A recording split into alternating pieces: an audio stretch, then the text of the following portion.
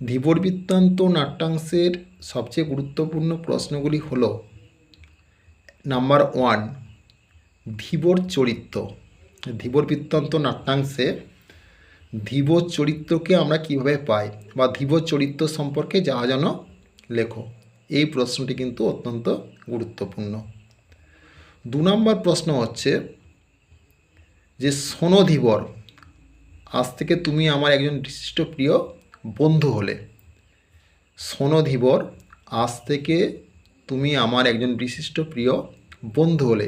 এই লাইনটা তুলেও কিন্তু প্রশ্ন হতে পারে। 3 নম্বর প্রশ্ন, শকুন্তলা অপমানিতা হলেন রাজসভায়। 3 নম্বর প্রশ্ন, শকুন্তলা অপমানিতা হলেন রাজসভায়।